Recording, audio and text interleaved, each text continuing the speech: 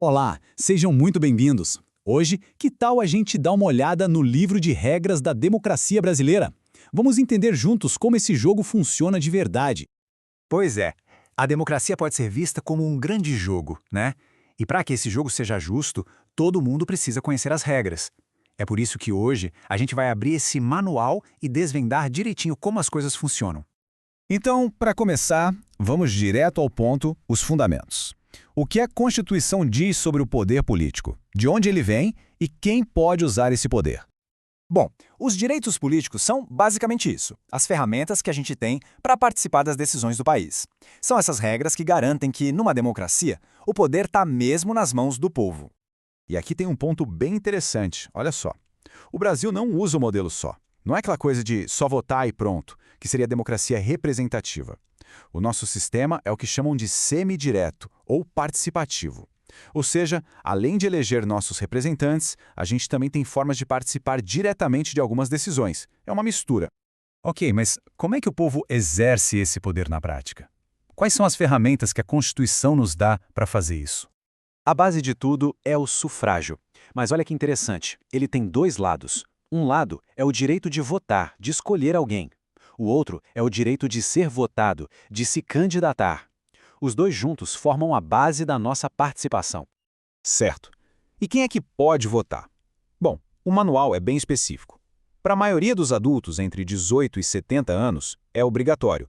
Mas é uma escolha, é facultativo para os mais jovens, de 16 e 17, para os maiores de 70 e para os analfabetos.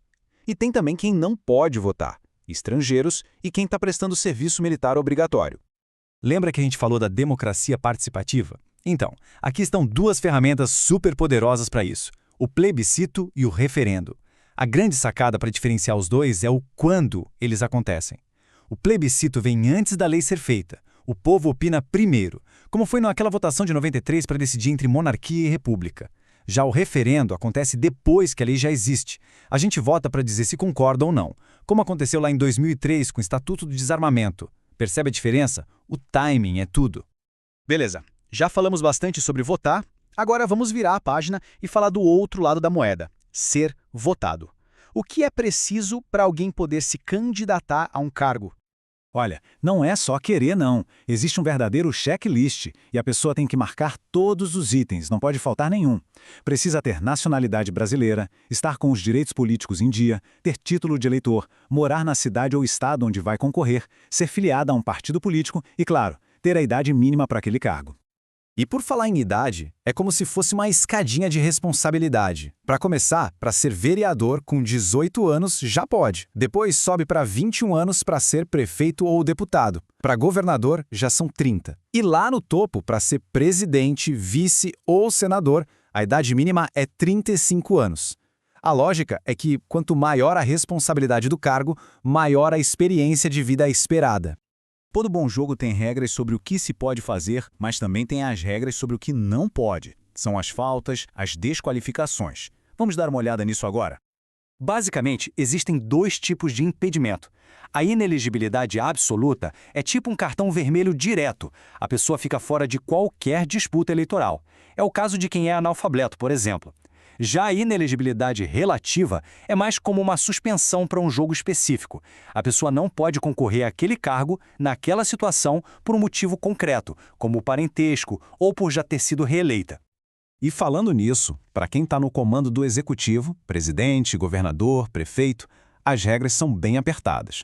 A reeleição só pode acontecer uma vez em sequência. E tem mais.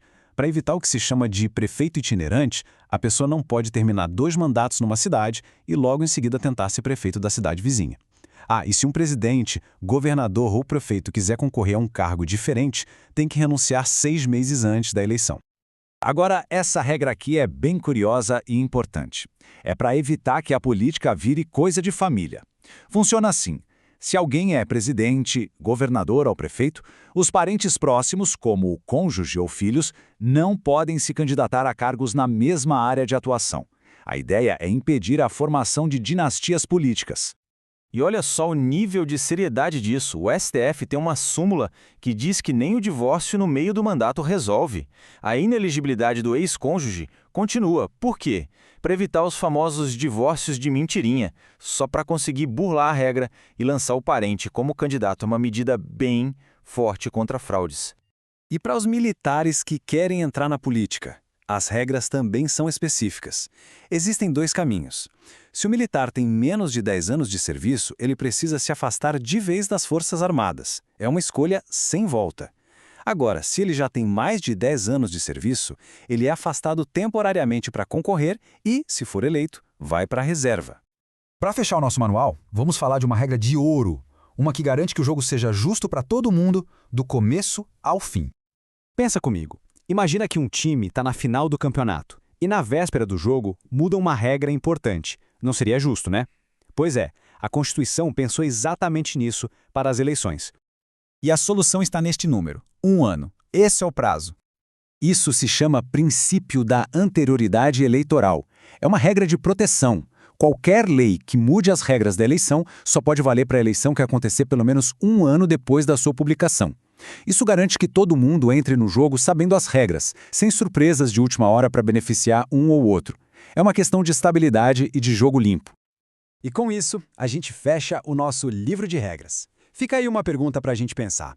De todas essas normas que a gente viu, qual será que é a mais importante para garantir que o jogo da democracia continue justo para todo mundo e que o poder continue de verdade nas mãos do povo?